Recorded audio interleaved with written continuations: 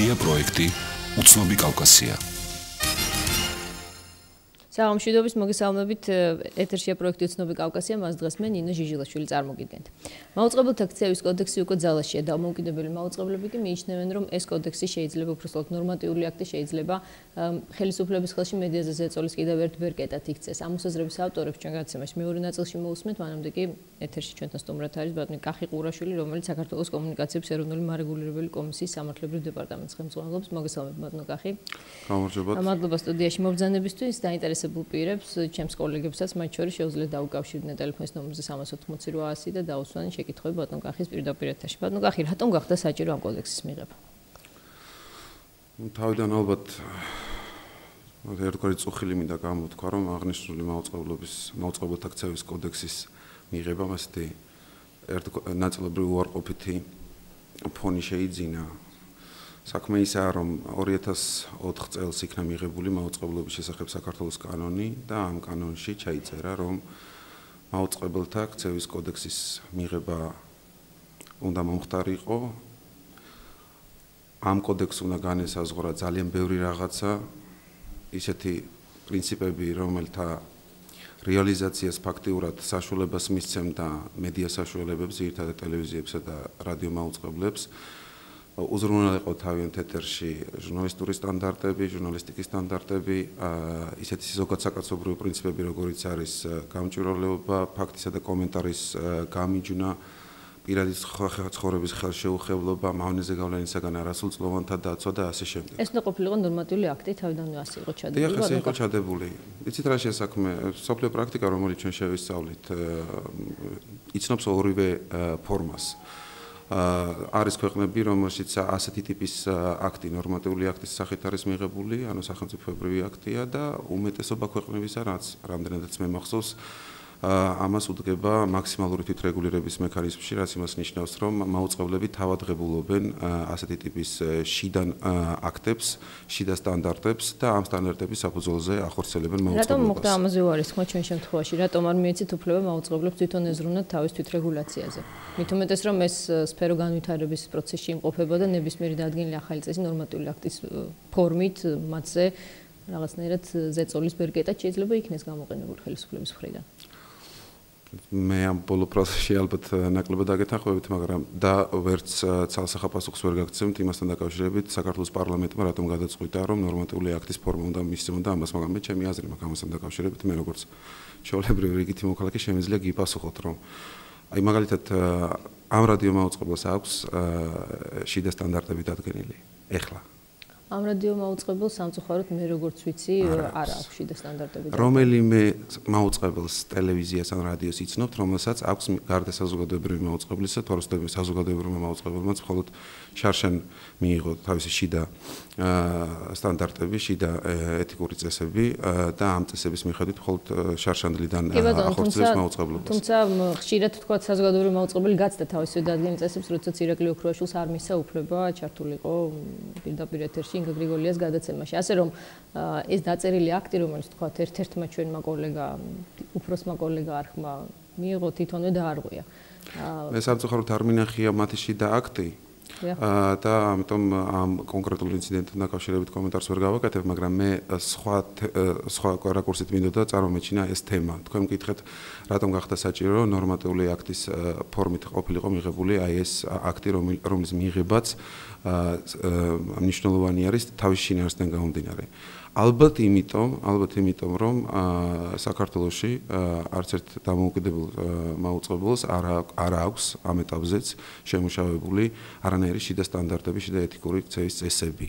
ისე რა სარედაქციო პოლიტიკა ნებისმიერ რედაქციაში არის განსაზღვრული, მათ შორის იმ სტუდიაშიც რომელშიც მე ვბრძანდები, ჩვენ გვაქვს დადგენილი ჩვენი ხედვა კონკრეტული საკითხების მე სამწუხაროდ ჯერჯერობით იმის გამო რომ ჩვენ არ გვაქვს ბრიტანული ტრადიციები ვთქვათ ან ამერიკული ტრადიციები თავისუფალი მედიის არსებობის ამ ქვეყანაში ჩვენ არ გვაქვს შეიძლება შიდა სტანდარტი დაწერილი ფურცელზე, თუმცა დამეთანხმებით ალბათ რომ გადახედავთ პრესას რომ შეხედავთ მაუწყებლებს, მიხვდებით ვის რა სტანდარტი აქვს, ხო? მეტნაკლებად ზოგის მოსაწონია, ზოგი მოქალაქისთვის ზოგის მოსაწონია არის, თუმცა ეს ნიშნავს იმას, რომ თქვათ, აი მე მინდა რომ კონკრეტული პუნქტი წაიკითხოთ, რომელიც თქვათ, ჩემში იწვევს როგორც ერთ კონკრეტულ ჟურნალში მაუწყებლის წარმომადგენელში ძალიან ბევრ შეკითხვას, მაგალითად 9 აპრილის წინ ხდება თან, როდესაც დაგეგმილია ძალიან ბევრი ესეთი ოპოზიციური აქცია.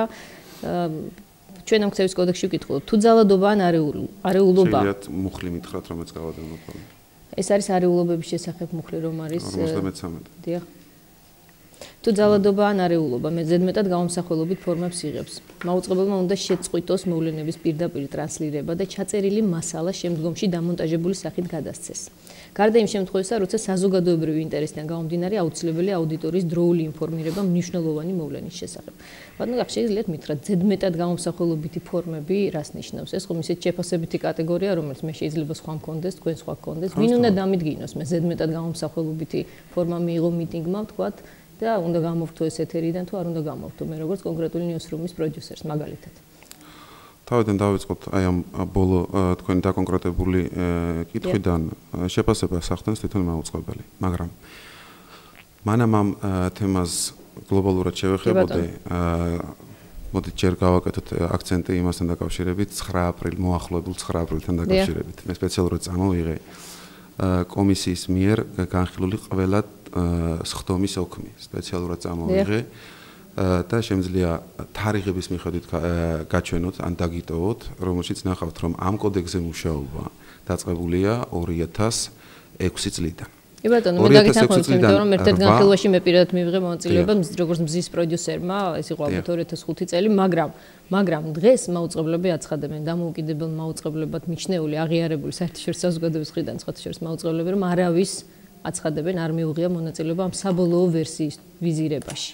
არც ტელეკომპანია კავკასიას მაესტროსთვის საერთოდ არ მოუკითხავთ, რადიოცნობიც არასოდეს ყოფილა მიწვეული მსგავსი განხილვების დროს. შეგიძლიათ მითხრათ, მაშინ ვინ მიიღო მონაწილეობა ამ საბოლოო ვერსიის დადგენაში? დავასწავლოთ, შემიძლია გითხრათ, უბრალოდ ეს ძალიან დიდ დროს წაგვართმევს. 8 სხდომა ჩატარდა და მე მინდა გავამახვილო ყურადღება იმაზე, რომ ეს არ არის ჩვეულებრივი, აი ტიპიური ნორმატიული აქტი, რომელზეც ვსაუბრობთ. მაუწყებლობის შესახებ საქართველოს კანონის 50-ე მუხლი ავალდებულებდა კომისიას, რომ აღნიშნული ნორმატიული აქტი მიიღო მაუწყებელთა აქტიური მონაწილეობით.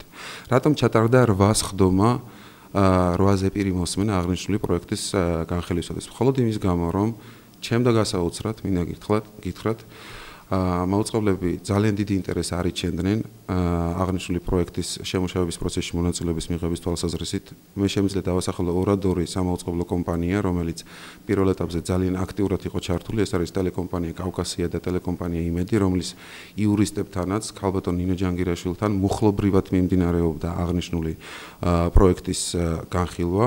მოგვიანებით რუსთავიურიც გააქტიურდა და რუსთავიურის მუხლობრივი შენიშვნებიც იქნა ნაწილობრივ ასაკურველი, ისე როგორც კავკასიისა და იმედის შენიშვნების გათვალისწინება მოხდა ნაწილობრივ და არამთლიანად. 8 სხდომა დაჭირდა სწორედ იმის გამო აღნიშნული პროექტის შემუშავებას, იმიტომ რომ კომისიამ იზარმაცა. არამედ იმიტომ რომ მაქსიმალურად ყოფილიყო ყველა საზოგადოებრივი დაინტერესების ჯგუფის, უპირველეს ყოვლისა მაუწყებლების ინტერესები გათვალისწინებული. მაგრამ თქვენ ახსენეთ პირველი ეტაპი, რა მოხდა მეორე ეტაპზე? რატომ გამოირიცხნენ ეს კომპანიები, რომლებიც თქვენ ახსენეთ აი ამ განხილვებიდან? რატომ ამბობს დღეს კავკასიის ის ადამიანი, რომელიც თქვენ ახსენეთ ნინო ჯანგირაშვილის წარმომადგენელი, რომ მასთან ბოლო პუნქტები არ ყოფილა? ნუ შეიძლება შეთანხმება არ გევალებოდათ, მაგრამ განხილული მისი აქტივობის ფონზე არ ყოფილა, აღარავის დაუძახია მისთვის ამ ბოლო პუნქტების განსახილველად. საქმე რა შეეცით, თვითონ დადგენილება მიიღება საჯარო ადმინისტრაციული წარმოებით, ანუ ადმინისტრაციული ორგანო ვერანაირად ვერ აულის გვერდს იმას, რომ დაინტერესებული მხარეები არ ჩართოს. ამისთვის არსებობს სპეციალური პროცედურები, ზოგადი ადმინისტრაციული კოდექსი დადგენილი, ალბათ ეს იურიდიული ბელეტრისტიკა ნაკლებად საინტერესო იქნება. რატომ არ იყვნენ ბოლო ეტაპზე ჩართული ის მაუწყებლები, რომლებიც ძალიან აქტიურობდნენ? თუმცა იმედში სიტუაცია შეიცვალა. ზეპირი მოსმენის თაობაზე, ანუ როდესაც პროექტის განხილვა ხდებოდა, აბსოლუტურად ყველა კომისიის სხდომის თაობაზე, კომისიის ოფიციალურ ვებგვერდზე ქვეყნდებოდა როგორც პროექტი, ისე ამ დღის წესრიგი და დღის წესრიგში შესაბამისად ამ საკითხის განხილვა. აი რატომ იყო, რომ ზოგ შემთხვევაში აი ამდენი კაცი იყო მოსული და ამდენი საზოგადოებრივი დაინტერესება იყო, მათ შორის მაუწყებლების და ასე შემდეგ, იქ სხვა მშობელთა კავშირი მონაწილეობდა, აქტიურად იყო ჩართული ამ პროექტის განხილვაში და ზოგჯერ მხოლოდ კომისიის აპარატის თანამშრომლები ჩემთვის არის გაუგებარი, მაგრამ მე თქვენ გარწმუნებთ, რომ 8-ს მოიწვიეთ როგორ გაიგებდნენ სამწუხაროდ ახლა ჩვენ არ გვაქვს იმის რესურსი ჟურნალისტებს რომ ყოველ დღე შევიდეთ მაუწყებელთა თქვენ შესანიშნავ შეიძლება ვებგვერდზე და ვნახოთ რას აპირებთ იმ დღეს. ხომ შეიძლებოდა რომ ეს ძალიან დიდ სირთულეს ალბათ არ წარმოადგენს რომ ის 20 ადამიანი გაგეფრთხილებინათ ვისაც საქმე კიდევ რა შეეცეთ არა მარტო კომისიის ვებგვერდზე ხდებოდა ამ ინფორმაციის დადება როგორც მოთხოვნილია ეს კანონმდებლობით.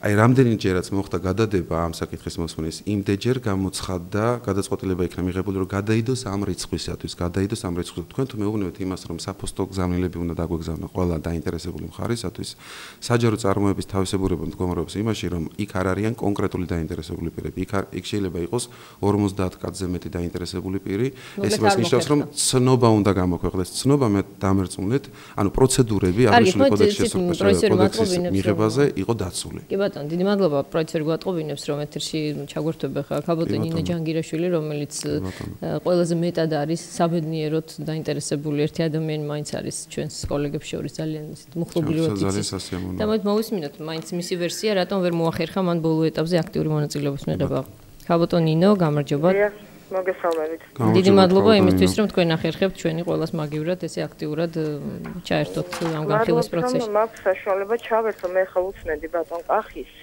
მივესალმებ მაყურებელს პირველ რიგში იცით რა მე მაინც მოკლედ გეტყვით პირველ რიგში ვწუხვა რომ ბატონ კახის უწევს ყუილის თქმა მთელი მარეგულირებელი კომისიის ნაცვლად იმიტომ რომ ბატონი კახი რეალურად მხოლოდ სამართლებრივად აფორმებს იმ გადაწყვეტილებებს რაც მიიღება კომისიის წევრების და ხელმძღვანელობის მხრიდან და სამწუხაროდ ეს ადამიანები თვითონ არ კადრულობენ იმას რომ მაუწყებლებს გასცენ და მთელ საზოგადოებას გასცენ პასუხი რას ნიშნავდა ამ კოდექსის მიღება და თან ესეთი ფორმით რაც შეეხება საჯარო წარმოებას და იმას რომ ყველა დაინტერესებულ მხარეს ვერ მიიწევდნენ მე მინდა გითხრათ და იმედია დამიჯერებთ რა მთელი ამ წლების განმავლობაში განხილვის წინ მე პირადად ყოველთვის ვიღებდი დაზღვეული პოსტი სხვათა შორის და ხელმოწერით კოდექსის ბოლო ვარიანტს და შეტყობინებას იმის შესახებ რომ იყო დანიშნული განხილვა ეს პროცედურა იყო ესე აწყობილი და ხა ბატონი კახი თვალს რომ ყველას ვერ შეატყობინებდნენ აქ ყველაზე არ არის საუბარი მე ვიყავი ამ ჯგუფის წევრი და მუშაობდი აქტიურად რასაც ბატონი კახიც ადასტურებს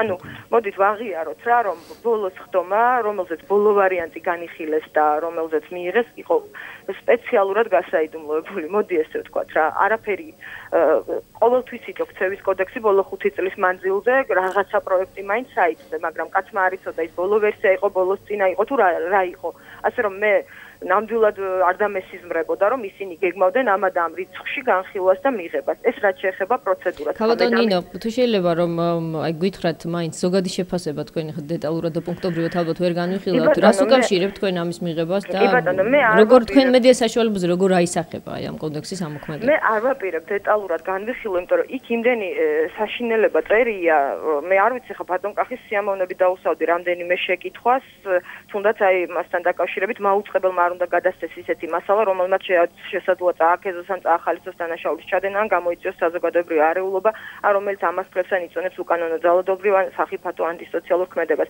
ხა ეს მუხლი რას ნიშნავს და ვინ უნდა შემიფასოს? მე როდესაც გადავცემ ამა თუ იმ სიუჟეტს, ეს არის თუ არა წააქეზება და წახალისება, არ ვიცი. მე დარწმუნებული ვარ საქმეზე რომ მიდგეს და ჩვენ ყველანი ამ პროცესების მონაწილე ვართ, ხო და მომსწრე რაც ბოლო წლების განმავლობაში ხდებოდა საქართველოში, საქმეზე რომ მიდგეს, რა თქმა უნდა ბატონები დაჯდებიან და გადაწყვეტენ რომ ესეთი თუ ის სიუჟეტი რომელიც აშუქებდა კონკრეტულ პროცესს იყო წახალისება რაღაცა უბედურების და დამიწესებენ სანქციას. მე არ ვაპირებ მართლაც მიუყვე ამ მუხლებს და განვიხილო სათითაოდ სამწუხაროდ ძალიან ბევრი შენიშვნა მაქვს მე პირადად დაწერილი და გაგზავნილი მარეგულირებელი კომისიისთვის საიდანაც უმრავლესობა ზუსტად ამ საკვანძო საკითხებზე არ იქნა გათვალისწინებული. მაგრამ მე ვამბობ მოდი ზოგადად პროცესს დავარქმევ თავის სახელს რა. ბატონმა კახი ბრძანა რომ ზოგ ქვეყანაში არისო ესეთი რამე ნორმატიული აქტი არსად არ არის ხალხო რა მოდი ეს თქვა თალსახად და გასაგებად მოიეთ ვიდრე თქვენ ხაზზე ხართ უკითხოთ ბატონ კახის რომელი ქვეყნის გამოცდილებაზე თქონდა მხედველობაში როცა ნორმატიული აქტზე იყო საუბარი ქალბატონო ნინო მახსენა ბრიტანეთი მხოლოდ ბრიტანეთი მოდით ბატონო კახი მითხარით ბრიტანეთი და კიდევ რა მე მახსოვს ეს ჩამონათვალი ბრიტანეთი და ასე შემდეგ გვეუბნებოდნენ ხოლმე ბრიტანეთი და რომელი და ბრიტანეთი აბა რომელი მითხარით არც ერთი არ მახსოვს არც ერთი კახი არც ერთი არ გინდა ეხლა ყველას მაგივრად შენ ნუ აიღებ შენს თავზე ამ საშინელების გამართლებას ანუ ქცევის კოდექსი, როგორც რაღაცა ნორმატიული ანუ კანონქვემდებარე აქტი არის მხოლოდ ბრიტანეთში, რომელიც არის იმდენად ტრადიციული სამაუწყებლო სისტემა, აწყობილი BBC-ის ტრადიციებზე, იქ პირველად იყო BBC და შემდეგ ყველაფერი დანარჩენი. და ეს კოდექსი არის იმდენად კარგი, იმდენად შეკითხვას არ აჩენს, იმდენად მოქნილი, ხარკი და აი მართლა სახელმძღვანელოა, რომ მოდით იმას ნუ შევედრებით რა ძალიან. დიდი მადლობა, ქალბატონი. არც ერთ ქვეყანაში ეს არ არის. მთელი ამ ხნის განმავლობაში, როდესაც ხდებოდა განხილვები უცხოელ ექსპერტებთან და ასე შემდეგ, იყო ფარისევლობის ზეიმი. ბატონი ლევან რამიშვილის და მისი მეგობრების მხრიდან. ისინი გვეუბნებოდნენ, რომ გვეხმარებოდნენ ჩვენ, რომ აგვემაღლებინა ჩვენი პროფესიული სტანდარტები.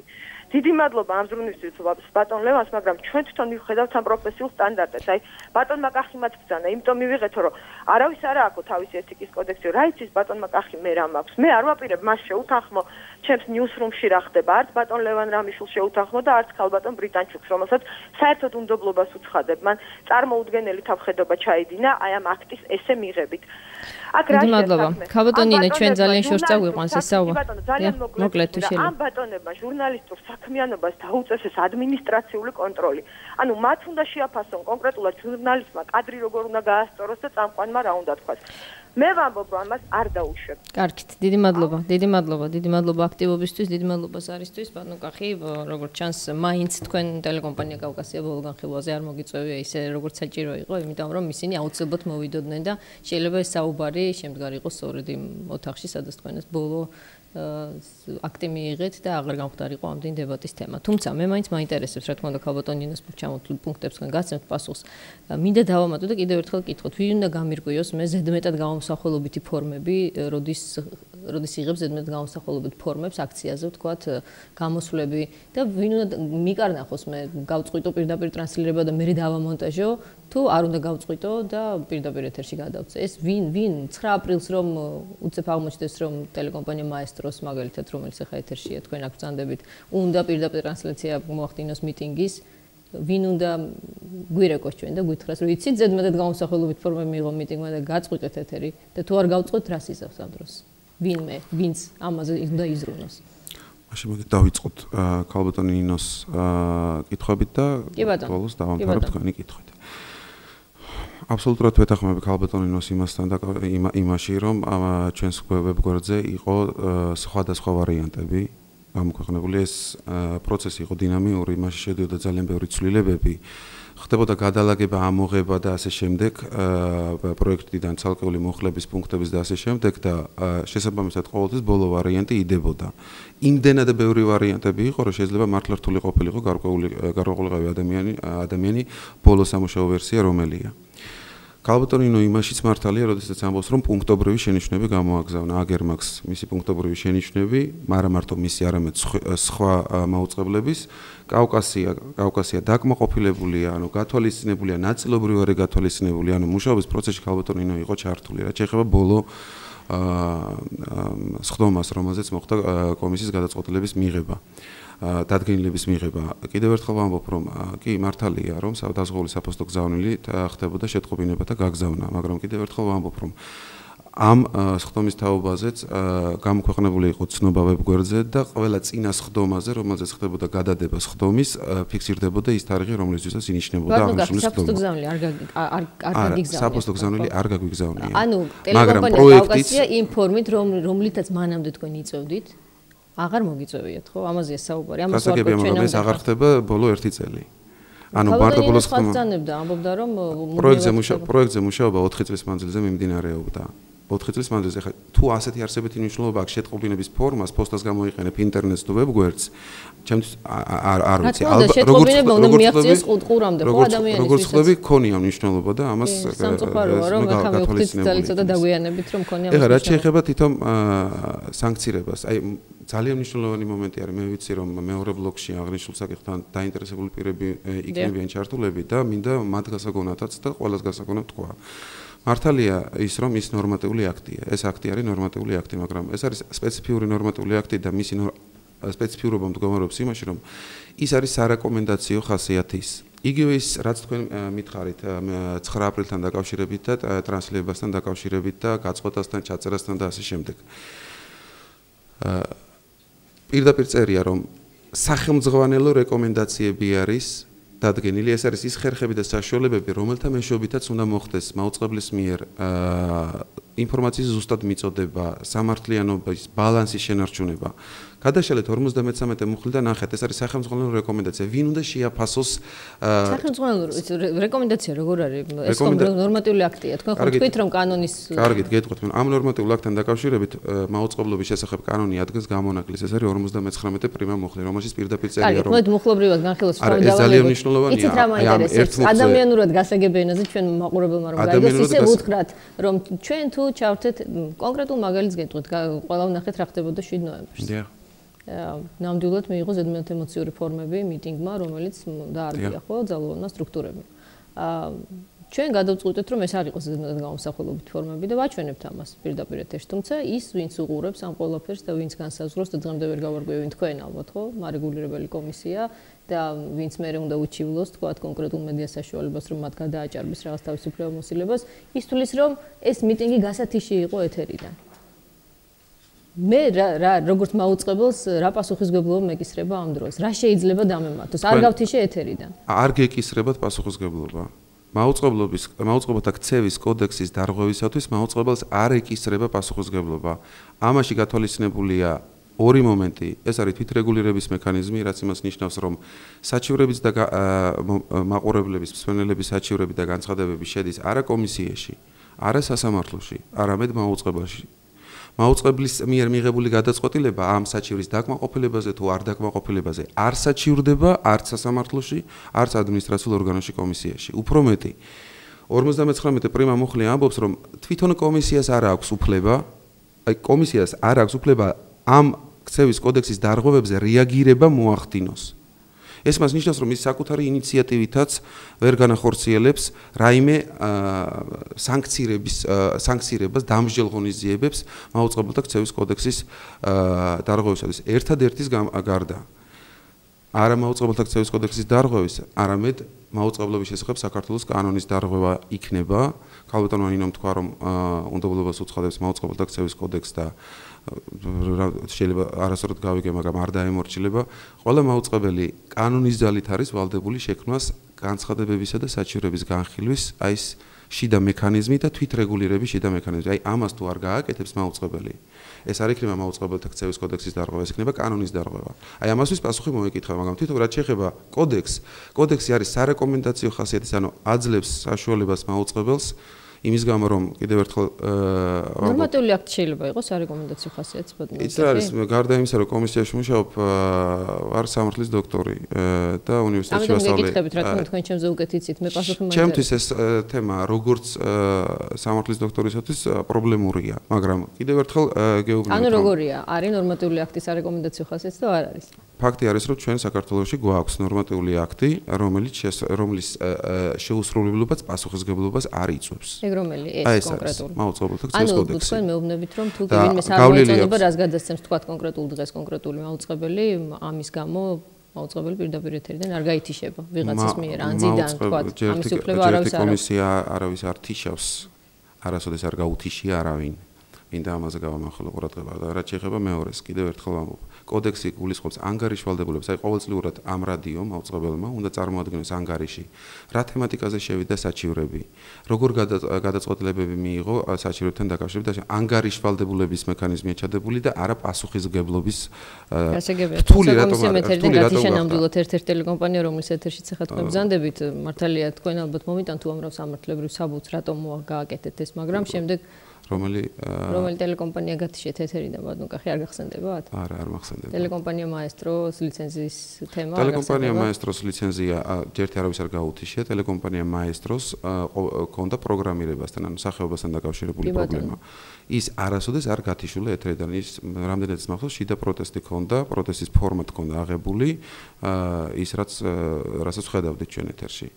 არ თქვენ ვერ მაჩვენებთ ვერც ერთ გადაწყვეტილებას, რომელთაც მაესტროს ან ლიცენზია შეჩერებული ქონდა, ან ლიცენზია შეწყვეტილი ქონდა. ეს არის ცალკე. მაესტროს აეგზალა პოლიტიკური გადაცემის. არ აკრძალულია მაესტროს, მოეთხოვა რომ ჯერ უნდა მოეხდინა მოდიფიცირება საკუთარი ლიცენზიის და შემდეგ გამხდარიყო საერთო მაუწყებელი. ბატონო, გახთქვენ რამდენი წელი რაც ამ კომისიაში მუშაობთ როგორც იურისტი შეიძლება? 2004-დან. ანუ პასუხისმგებელი ხართ ყველა იმ გადაწყვეტილებაზე და ყველა იმ შეფუთვაზე საკანონმდებლო, რომელიც ამათო გადაწყვეტილებას ქონდა, ხო? კომისიის გადაწყვეტილებაზე პასუხისმგებლები არიან კომისიის წევრები, მაგრამ მათ იურიდიულ არგუმენტაციაზე პასუხისმგებელი ვარ მე. ანუ თქვენ ამბობთ, რომ რა თქმა უნდა მაესტროს თემა, რომელიც ესეთი აქტუალურია და ყველა რაპორტში, ეგრეთ წოდებულ რაპორტში უცხოურში მოხდა, არის სამართლიანი. თქვენი პოზიცია იყო ყოველთვის სამართლიანი და ეს არ ცდებოდა სამართლებრივ ჩარჩოებს, ხო? აი ამ რადიო მაუწყებლოს როგორი ლიცენზია აქვს? საერთო, ხო? საერთო ლიცენზია აქვს და საერთო მაუწყებლობის ლიცენზია გულისხმობს საზოგადოებრივი პოლიტიკური გადაცემებით მაუწყებლობას. აქვს რამე პრობლემა? არა. როდესაც მუსიკალურ გასართობი ლიცენზია გაქვს სახეობა, მუსიკალურ გასართობი, აი მუსიკალურ გასართობი ჟანრის მაუწყებელს შემეცნებითიც ბატონო. შემეცნებითი. ნუ ხა რამდენად შემეცნებითი იყო ეს პროგრამები ეს აი თქვენი განჯის საგნად დამიტოვებია. კი ბატონო, მე უბრალოდ მინდა თქვენ გამიღო პასუხი, რომ თქვენ ეჭვი არ გეპარებათ დღემდეც, რომ თქვენ იყავით აბსოლუტურად სამართლებრივად მართალი, როდესაც ეს გადაწყვეტილება დღეს ტელეკომპანია მაესტრო მაუწყებლობს კანონის შესაბამისად. მეც რა ლიცენზიის მაინტერესებს სახეობის შესაბამისად, რომელიც მას დღეს აქვს. მაშინ რატომ მოხდა თუ კი სამართლებრივად იყო ყველაფერი სწორად ის, რომ დავით ბაქრაძის ერთმა ზარმა განსაზღვრა ის, რომ მაესტროს ლიცენზია მიცეს. როგორც ეს თავად დავით ბაქრაძე მას განაცხადა საპარლამენტო უმცირესოს, სად იყო ასე ვთქვათ, კაზუსი კომისიის მუშაობაში, როდესაც არ მიცა მაესტროს ლიცენზია, თუ როდესაც მიცა უცებ ერთ დღეში პოლიტიკური გადაწყვეტილების შედეგად ეს ლიცენზია.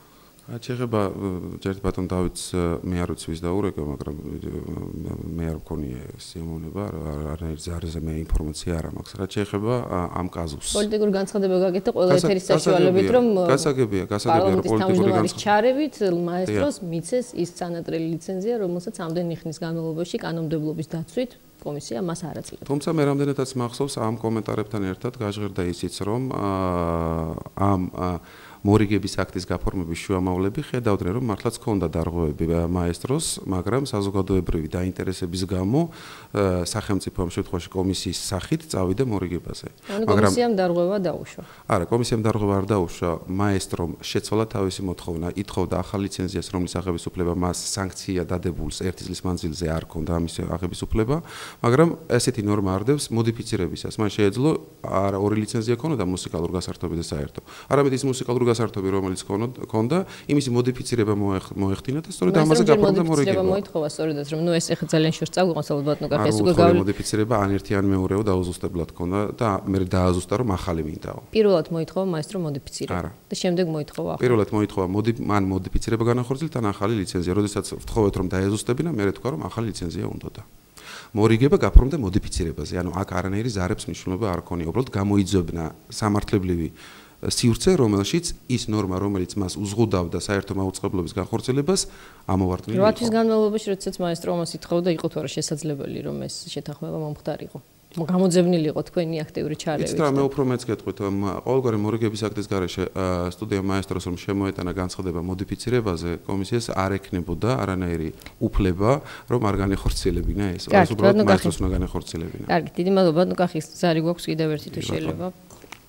დიახ, გისმენთ თქვენ პირდაპირ ეთერში ბრძანდებით. უკაცრავად ზარი გაითიშა, იყო ზარი ნორვეგიიდან, ამიტომ გვინდოდა კიდევ ერთ თემა მინდა უცებოდ გითხოთ. ალბათ უყურეთ იმ ფილმს, რომელიც დამოუკიდებელმა სტუდიამ მოამზადა ლიცენზიების გაცემასთან დაკავშირებით. ორი მაინც იქნებათ მოკრული. მართლა ძალიან მაინტერესებს ალანიის თემა, რომელიც წლების განმავლობაში ულიცენზიოდ მაუწყებლობდა. რატომ გამოეპარა თქვენს კომისიას ამ ხელა არხი, რომელიც სიხშირეზე მაუწყებლობდა და რომელიც არცად დარეგისტრირებული არ იყო და მას არც ლიცენზია ჰქონდა. მე ამაზე რამოდენიმე კომენტარი გავაკეთე, თუ არ ვცდები ამ სტუდიაშიც იყო პირველი ჩემი სტუმრობა ამ თემასაც მოიცავდა. იმაზე მეტის გამეორების საშუალება ნამდვილად არ მაქვს. საქმე ისაა, რომ გახლავართ სამართლებრივი დეპარტამენტის უფროსი. დიახ. ანუ ჩემთვის დოკუმენტალურად არ ყოფილა ცნობილი, რომ რადიო სიხშირეების გამოყენებით სტუდია ალანია ახორციელებდა მაუწყებლობას. მე ხომ უნდა მქონდეს რაღაცა, რომ რეაგირება მოვახდინო, თუ ვინმე სიხშირეს იყენებს, ან რაღაცა რადიო ხელშეშლებს ახდენს, ან ბოლოს და ბოლოს უკანონოდ სარგებლობს რაღაცა ლიცენზიით. აი ასეთი ინფორმაცია ჩემამდე, როგორც ერთ-ერთი დეპარტამენტის უფროსისადმი მომართვის ფორმით არ ყოფილა. ტელევიზორი გაქვთ ბატონო კახი? კი, სახლში მაქვს ტელევიზორი, მაგრამ სამწუხაროდ არ აჩვენებს არც ალანიას და არც მაესტროს. ანუ არსად თვალი ალანია ალანიასთვის არ მოგიკრავთ თქვენ? ალანია ცნობილი იყო ალბათ ყველასთვის, მათ შორის ჩემთვისაც ბოლოს და ბოლოს თუ ალანიას არაჩვენებს, აჩვენებს სხვა ტელევიზიებს, სადაც მიკროფონზე წერია, რომ ალანია ინტერვიუს იღებს რომელიღაცა პოლიტიკურ. ანუ ეძახით, რომ ვინმეს უნდა ეჩივლა ამის გამო და თქვენ წერილობით ფორმით უნდა მოხსნოდეთ. არა, მაგას არ ვამბობ. უბრალოდ საქმე ის არის, რომ ძალიან ბევრი ლიცენზიანტი ყავს დღეს, რომელიც არ გადის საკუთარი ლოგოთი და ლოგოს ქმნის თვითონ. ან ავრცელებს რომელიმე სტუდიის მიერ მომზადებულ საავტორო პროგრამებს ან რაღაც მსგავს.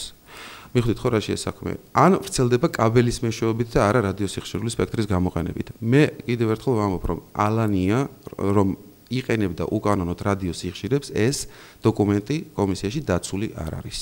ახლაც არ არის, არც მოგიძიებიათ. ალანიას ეხლა აქვს ლიცენზია. როცა ძველი ამბავი არ მოგიძიებიათ და არ გაგირკვევიათ საერთოდ რა საშუალებებით. კარგით, მადლობთ. მამუკა ღლონტი ყავს ხაზე, როგორც მატყობელები ჩვენ გადაცემის ფინალში. დიახ, ბატონო მამუკა გისმენთ. საღამოშიდობისა. საღამოშიდობის. მე ხლა არ ვაპირებ პოლემიკას შეცვლას ბატონ კახისთან, იმიტომ რომ უცხოო ამას არანაირი აზრი არ აქვს საერთოდ ამ ხელისუფლების წარმომადგენლებს ახასიათებთ შავის საუბარი და ლაპარაკი. ჩვენ ლიცენზია არ მოგვეცა მოდიფიცირება თუ რადგანაც ის დაარქვით, მაგრამ სანამ თელმა მსოფლიომ არ გაიგო ამის შესახებ და სანამ ჩვენი ქვეყანა ჩემ და სამწუხაროდ, იმიტომ რომ ჩემ ქვეყანაზე გული მწყდება რაღაც მაპუტუს და მოზამბიკის გვერდზე არ აღმოჩნდა სიტყვის თავისუფლების ხარისხის მხრივ. ეგ ერთი. მეორე, რაც შეეხება ამ ახალ კოდექსს, მე ბატონ კახის გასაგებადაც ვამბობ და ხელისუფლების გასაგებადაც. ნებისმიერი მიტინგის და ასე შემდეგ ოპოზიციური იქნება ეს თუ რაღაც სხვა გამოსვლების შემთხვევაში პირადად მე პირობას ვდებ, რომ ჩვენი ტელეკომპანია იმუშავებს იმ ფარგლებში, რასაც ჩვენი სინდისი ჰქვია. შესაბამისად, ჩვენ მზად ვართ იმისთვის, რომ თქვენ გამორთოთ, ჩვენ ტელეკომპანია ხა თქვენ გამორთოთ თუ ვიღაც პოლიციელი თუ ვიღაც დამლაგებელი ჩემსამას მნიშვნელობა არ აქვს, მაგრამ კიდევ ერთხელ მინდა გავაცხადო ხმამაღლა, რომ ვერავინ ვერ დამიდგენს მე იმას, რომ რაღაც მოწოდებებია, როგორც იმედის შემთხვევაში იყო აბსოლუტურად აბსურდული. ჩვენ ძალიან კარგად მოხსოვს ამბობდა ხელისუფლება იმედის შემთხვევაში და 7 ნოემბრის დროს რომ სახელმწიფო შედგა და დღეს გივით არ გამაძიაკეთებს განცხადებას, რომ იმ შეცდომას არ გავემეორებთ 7 ნოემბერს დაგვიმართავო, ეს ხელისუფლება რომელიც თეთრ და შავს ამბობს მთელი ამ ხნის განმავლობაში და კატეგორიულად ვაცხადებ კიდევ ერთხელ, ჩვენ მზად ვართ, რომ თქვენ კიდევ ერთხელ გამორთოთ და გაანადგუროთ ჩვენი ტელეკომპანია, როგორც ეს გააკეთეთ და ვერანაირი ძალა ვერ გაგვაჩერებს, ვერანაირი კოდექსები და ვერანაირი ის ტყუილი და სამარცხვინო კანონები, რომელიც მიღებულია ამ ქვეყანაში. დიდი მადლობა, ბატონო მამუკა. ბატონო კახი, თქვენ გაქვთ საშუალება ზუსტად 1 წუთი დაგვრჩა ეთერის დასასრულამდე, როგორც ჩანს. ბატონო მამუკამ კითხვა არ დასვა, უბრალოდ ეს განცხადება გააკეთა. კი, მაგრამ მან თქვა, მე მაინტერესებს რა. გავაკეთებ მე, მაგრამ მან თქვა, რომ მაესტრო მაინც ისე იმაუწყებლებს, როგორც ის ჩათვლის საჭიროდ ამ შემთხვევაში შეიძლება და მაესტრო გავანადგურეთ, რაც არ გვიქნია, ისიც თქვა, რომ კანონებს თურმე ჩვენ ვღებულობთ, ახლა ამის კომენტირებისგან ძალიან გთხოვთ დამიცავით. ერთადერთი რასაც ვიტყვი. ეს მუხლი, რომელზეც ესეთი აგრესია არის, ეხება არა მიტინგებს. ეს ეხება ძალადობას და არეულობას. აი ძალიან მინდა მიაქციოთ ყურადღება და არის სარეკომენდაციო ხასიათის. მიტინგების თქვათ, რომ თქვენ თვითონ ვეთქვით, რომ ეს ნორმატიული აქტი ცოტა უცნაურია, როგორც იურისტი. უცნაურია, იმიტომ რომ ჩემს იურიდიულ პრაქტიკაში ნორმატიული აქტი, რომელიც არის შესაძლებლობა სარეკომენდაციო, ამას ვამბობ კიდევ ერთხელ, როგორც სპეციალისტი, როგორც იურისტი, არის ჩემთვის უცნაური, მაგრამ უცნაურია და ამიტომ შეიძლება თუ რომ ხელისუფლებამ გამოიყენოს ეს და ვერ გამოიყენებს, იმიტომ რომ ამის შემზღუდავი ნორმა თვითონ ხელისუფლებამ ჩადო მაუწყებლობის შესახებ კანონში, როდესაც 59 პრიმა მუხლში აკრძალვა დაიწესა სახელმწიფომ, ის ვერანაირად ვერ აქცევს ამ აქტს სავალდებულოდ. ემუქრება თუ არა რომელიმე ტელეკომპანიას რამე ფინალისტვის მინდა კითხოთ, თუ კი ის ისე იმაუწყებლებს, როგორც ის ჩათვლის საჭირო, თუნდაც აპრილის დაგეგმილი მოვლენების დროს. რა ემუქრება?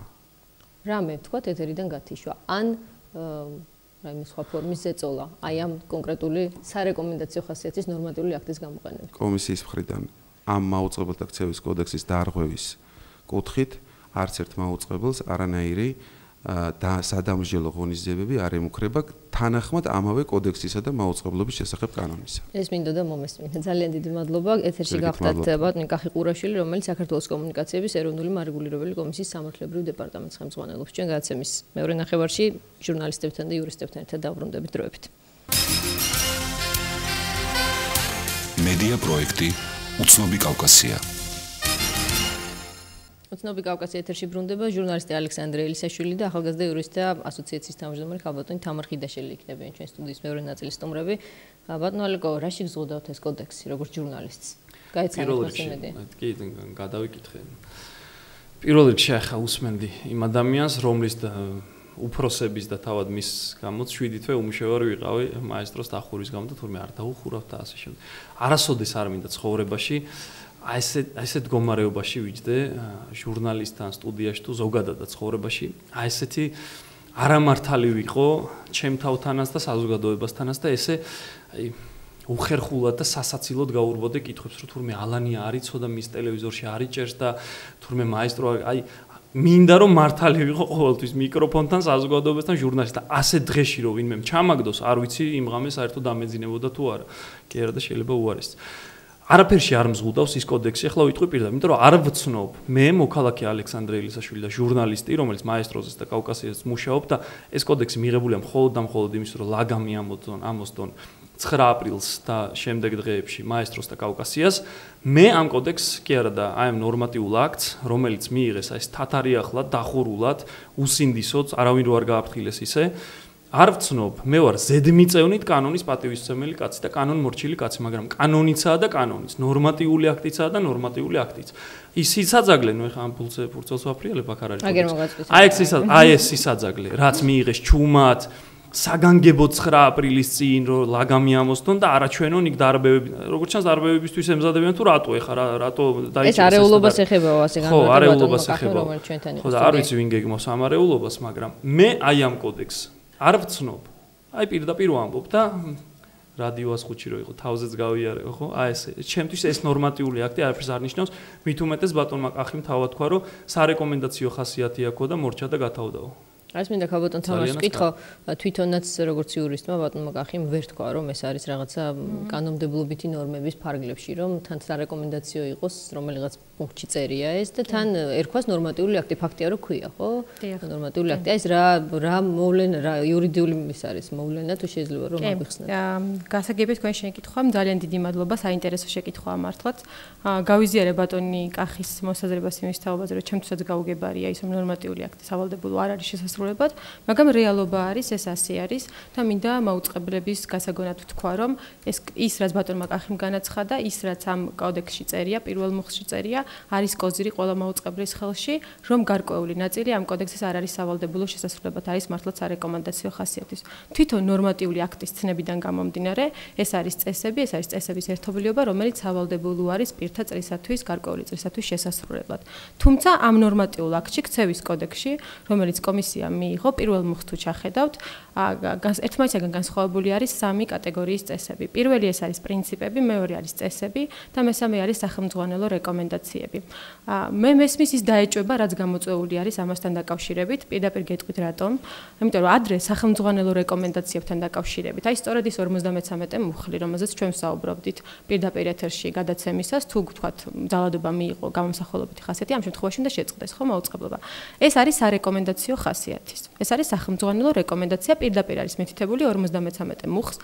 აქვს ესეთი მითითება სახელმძღვანელო რეკომენდაცია თუმცა ჩვენი დაეჭვება რამ გამოიწვიაახლავე გეტყვით როგორც ბატონმა კახიმ თქვა არსებობდა უამრავი ვერსია ამ კოდექსის და ერთ-ერთ ვერსიაში პირდაპირ იყო მითითებული მე თან მაქვს წამოღებული ფთხოვთაშორის ბატონი კახის გადმოგზავნილი ახალგაზრდა იურისტთა ასოციაციაში პირდაპირ არის მითითებული რომ ეს სახელმძღვანელო რეკომენდაციები არ ატარებს სავალდებულო ხასიათს თუმცა იმ ვერსიიდან რომელიც ახლა არის მიღებული ძალიან სამწუხარო არის რომ ეს ფორმულირება ამოვარდა რომ არ ატარებს სავალდებულო ხასიათს მაგრამ თვითონ განმარტებიდან გამომდინარე კარგი იურისტი რომელსაც სიტყვის და გამოხატვის თავისუფლება უყვარს ამას განმარტავს რომ ეს არის სახელმძღვანელო რეკომენდაცია რომელიც არ არის სავალდებულო შესასრულებლად ამიტომ შეიძლება რომ ამისი გამოყენება მოხდეს რაიმე ფორმით ხელისუფლების მხრიდან ჩვენ გვაქვს ეჭვი ამის შესახებ რომ ხელისუფლება შეეცდება გამოიყენოს ეს არის ვერკეტი ახალი ალექსანდრეს ამას ბრძანებდა რა პუნქტებია, როგორ შეიძლება გამოიყენოს როგორც ნორმატიული აქტი, როგორც კანონი, ხელისუფლება ეს აქტი?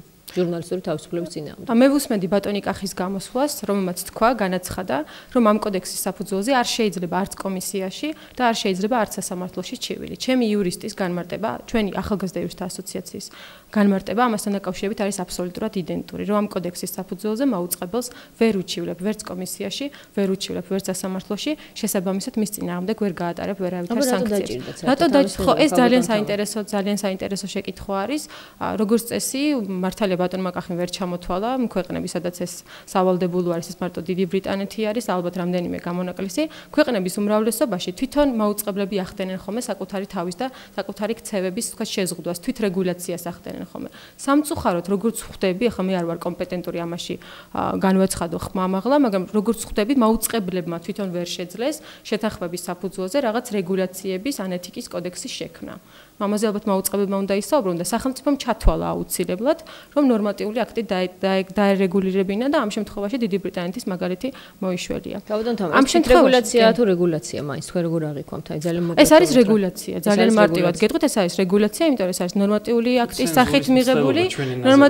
სახით მიღებული და ეს არის რეგულაცია, ანუ სახელმწიფო ჩაერია ხელოვნურად და ცადა საკითხები, რომლებიც დარეგულირებული არ იყო მაუწყებლობის ბრალით თუ ბრალის გარეშე თვითონ დაერეგულირებინა. მაგრამ აქ ერთ რაღაცას უნდა მიაქციოთ ყურადღება. ქცევის კოდექსით რაც არის დადგენილი, ყველაფერი ამის თაობაზე საჩივრები იქნება, პრეტენზიები თუ ასე შემდეგ, განხილული უნდა იყოს თვითონ მაუწყებლის შიგნით შექმნილ ორგანოში. ანუ ის ვერ წავა სასამართლოში, ის ვერ წავა კომისიაში ბატონ კახისთან. ის უნდა იყოს თვითონ მაუწყებლის შიგნით დარჩება. ბატონ ალექსანდრე, მე მონაწილეობდი ერთ-ერთ კონკრეტულ შეხვედრაში, ეს ქცევის კოდექსი 2005 წელს თუ არ ვცდები, ან 6 იყო ალბათ, ახალი მემარჯვენეების ფრაქციაში პარლამენტში მოხდა მისი განხილვა და ჩვენ ვიყავით მიწვეული ჟურნალისტები, პროდიუსერები. მე მაშინ ტელეკომპანიამზეც წარმოვადგენდი და მიუხედავად იმისა, რომ იქ უკვე შეინიშნებოდა სახელმწიფო გავლენები, მე როგორც ერთმა კონკრეტულმა პროდიუსერმა ვთქვი, რომ ეს არ მომწონს. ასე თქვა მაშინ ოპოზიციურად განწყობილმა იმედმა, ასე თქვა კავკასიამ და ასე შემდეგ. მთავარი мотиваცია ჩვენი მაშინ ყველასი ერთად, გარდა რუსთავიორის სხვათა შორის იყო ის, რომ ამ დოკუმენტის შექმნაში იყო აქტიურად ჩართული თავისუფლების ინსტიტუტი, რომელიც იქ წარმოდგენილიც იყო იმ დარბაზში. და ყველას ჰქონდა ეჭვი, რომ სადაც ეს კონკრეტული ორგანიზაცია ჩდება, იქ ჩდება კონკრეტული ინტერესთა ჯგუფის კონკრეტული ინტერესები. ჩვენ ხომ არ ვაჭარბებთ ხოლმე, როდესაც აი მსგავსი ეჭვები გვიჩდება და მე შეიძლება ამ ეჭვების ტყუები ვჩნდები. მე ძალიან მინდა ხოლმე რომ ვიყოთ ხოლმე დაბალანსებულები, კორექტულები, ზედმეტი ეჭვებისგან თავისუფლები და მართლაც კი, როგორ არა, ჩვენ უნდა მოვიქცეთ ეთიკურად. რატომაც არა? გადაცემა პატრული ეთიკურია?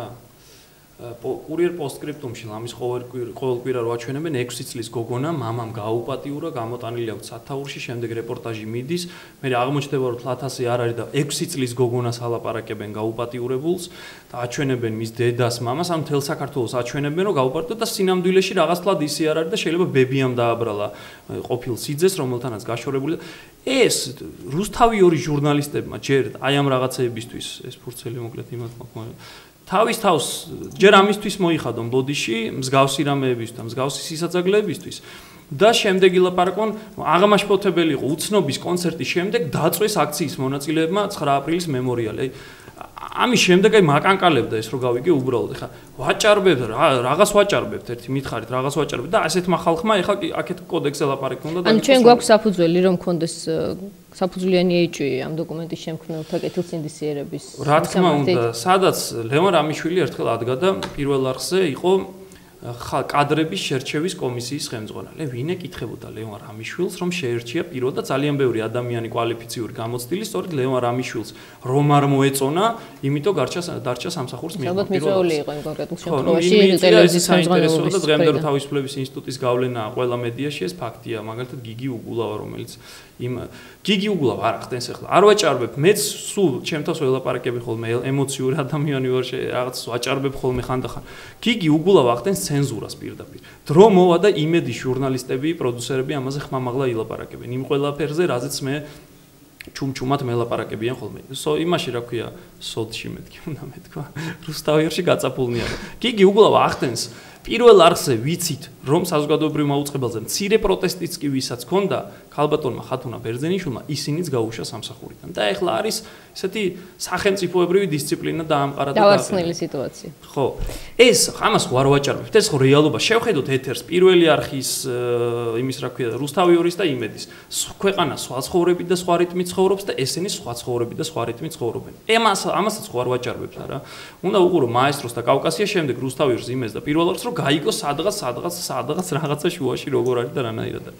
და ჩვენთვის ლაგამის ამოსადებად არის ეს მაესტროს და კავკასიისთვის ლაგამის და მოდით აქვე დავაზუსტოთ. ეთქო სიტყვის და გამოხატვის თავისუფლების შესახებ კანონს ეწინააღმდეგება. ის რომ პოლიციელი რო გეტყვის რომ ეს არ გადაიღო და ის გადაიღეო და ვინ ეს ხო ეწინააღმდეგება ამ კანონს თუ მე აქაც ვაჭარბებ ახლა. აი ეს ზუსტად ეს მინდოდა მეკითხა ძალიან ბევრი კაზუსია. მე არ ვარ იურისტი რა თქმა უნდა, მე ერთი წაკითხვით ესე ჩავიკითხე ეს და რაც დამრჩე შთაბეჭდილება, მხოლოდ ეს ემოციური შთაბეჭდილება შემიძლია გაგიზიაროთ. ეხლა იქ წერ ძალიან რომ მინდოდეს რომ მე დავემორჩილო ამ კანონს. მას ნორმატიულ აქტს.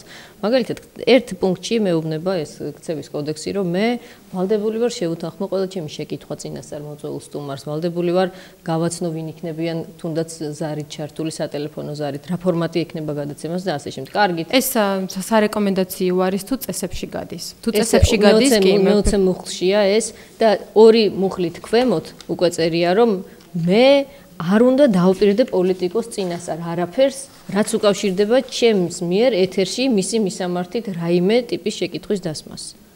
ეს მართალია უკვე არჩევნების მუხლში წერია საარჩევნო ნაწილში, მაგრამ ერთგან მეუბნება რომ უნდა შეუთანხმო, მეორეშგან მეუბნება რომ არ უნდა დავპირდე. მე ძალიანაც რომ მინდოდეს რომ დავემორჩილო ამ ქცევის კოდექსს, რომელ ნაწილს უნდა დავემორჩილო, ძალიან მაინტერესებს. უნდა დავპირდე, რას ვკითხავ წინასწარ თუ არ უნდა დავპირდე. კი.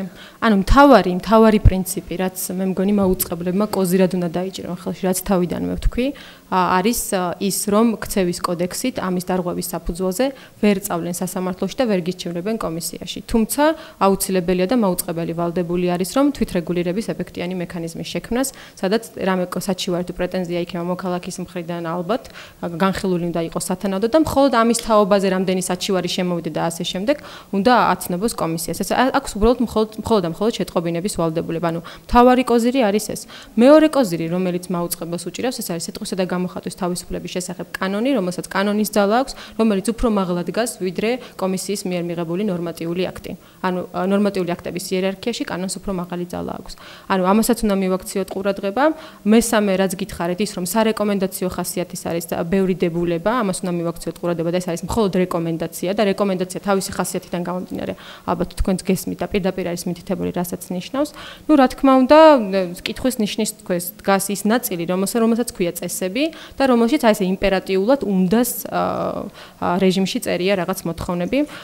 კი ის რომ როდესაც მაუწყებელს თხოვენ რომ აუცილებლად შეათანხმოს კითხვები თუმცა მე აქ ვხედავ ასე ჩანაწერს ამაზე დავა შეიძლება უნდა შეუთანხმოს სავარაუდო კითხვები და სხვა სავარაუდო სტუმრების ვინაობა ანუ სავარაუდო კითხვა არ ნიშნავს მაინც და მაინც იმას რომ კითხვების ჩამონათვალი უნდა მისცეთ თუმცა მე ვფიქრობ რომ აი ასეთი ამის მითითება არ არის მიზანშეწონილი და რა თქმა უნდა ჟურნალისტურ და სარედაქციო თავისუფლებასთან წინააღმდეგობაში კაპიტან თამარ თქვენ როგორც იურისტი თვითონ ამ კომისიის მუშაობას რა შეფასებას მისცემთ ამ წლების განმავლობაში სამწუხაროდ მე არ მიმიღია მონაწილეობა ამიტომ რაშიც არ მიმიღია მონაწილეობა მე ვერ გავაკეთებ ეს ზერელე განცხადებას რომ მაგალითად არ მომწონს ან მომეწონა დანაშაულებრივი სტრუქტურა იყო შემიძლია მე პირდაპირ თქვა და მოვადრო როცა წესიერი სასამართლო იმედია რომ იქნება და იქ დავამტკიცებთ ბატონი კახი რომ სისაძაგლეებს ხელს აწერდა და რომ არ იცოდა ალანია ეთერში რომ გადიოდა და ამ დროს მიხეილ სააკაშვილმა რო იცოდა და მან არ იცოდა მაესტრო თურმე ტყილა უბრალოდ რო დაჩაგრეს და სანამ სახელმწიფო დეპარტამენტმა თითი არ უკაკუნა და შემდეგ პარლამენტში ერთ დღეს არ გაახსნა თქვენ უკაცრავად ვერ გავიგე შეკითხვა თქვენ მკითხეთ კომისიის მუშაობასთან ზოგადად ხო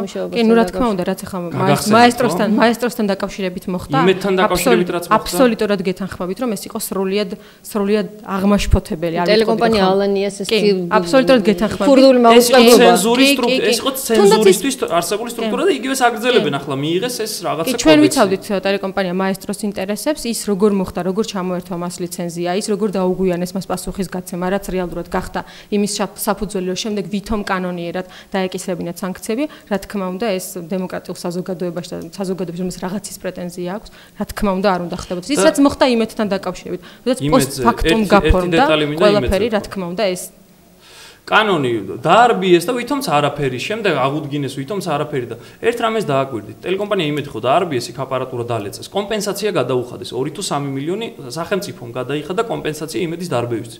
ანუ ჩვენ მოგვაკლეს ფული, ჩვენი ფული 3 მილიონი თუ 2 მილიონი. თავის მიერ ჩადენილი საკუთარი ხელებით ჩადენილი დანაშაულისთვის იქ ვიღაც ყვითელ ფორმიანი და კეტებიანი და ჯინსებიანი ბიჭები რო შევარდნენ და გულმოდგინე დაანგრევდნენ და მე კატლეტებს და პიურეს ჯიბეში რო ისხავდნენ, საიდან მოიყვანეს ისე.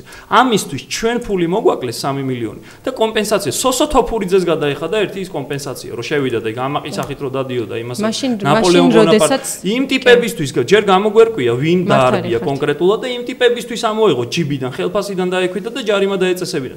დაარბიეს კერძო სტრუქტურა, კერძო ტელეკომპანია და მე იმასკნეს რა ქვია, ჩვენ არ გვახტევინებენ ფულს. ერთი ამაზეც დავფიქრდეთ და ეს რა ნამუსია და მარეგულირებელს ეს არ ახსოვს, ხო?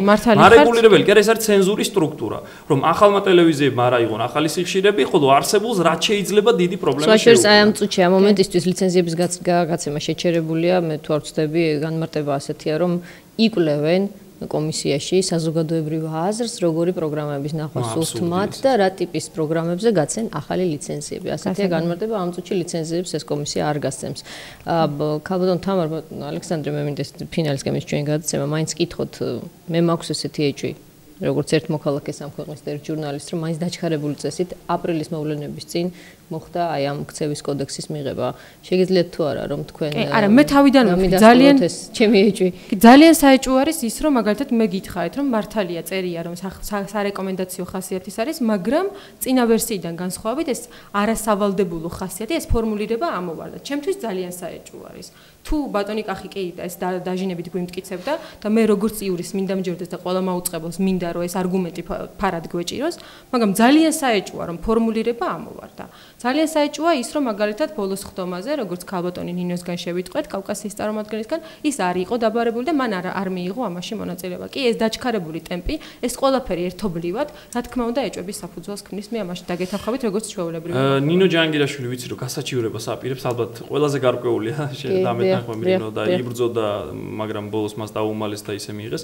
აპირებს გასაჩივრებას და მართლაც ერთია ჩემთვის პირადად სიტყვის და გამოხატვის თავისუფლების შესახებ კანონი არის ძალიან კარგი და ჩემთვის არის სავალდებულო. იმ კანონს დავიმორჩილები. აი ამ რაღაც აბდაუბდას არა. რა თქმა უნდა 9 აპრილის წინ მიიღეს, მაგრამ ერთ ტენდენციას აკვირდებით ახლა ყველა ამაზე საუბრობს, რომ დაავლო ფიროსმანის ნახატს აი ამ ვითარებაში, მძიმე ვითარებაში საპროტესტო ტალღა რო არის და ხალხი ესეთია რა, აბობოქრებული რომ არის.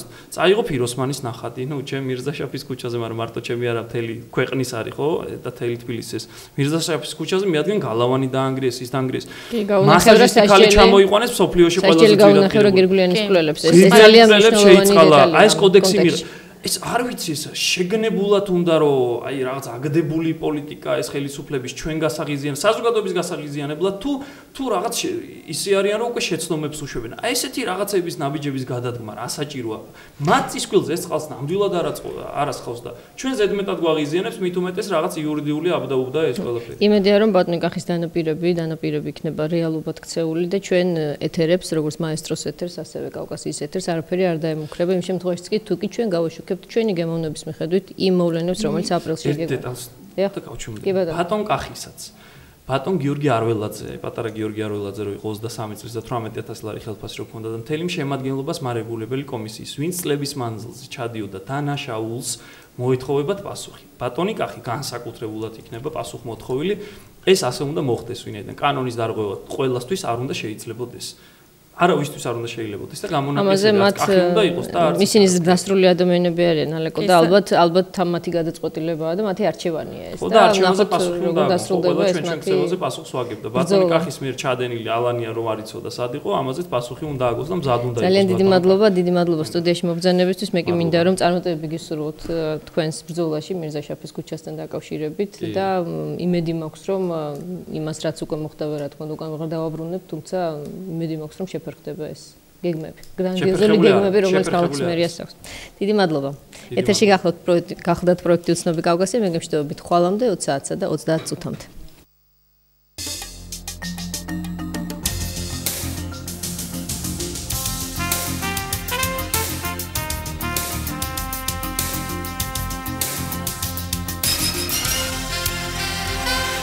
ეთერში იყო გადაცემა უცნობი კავკასია.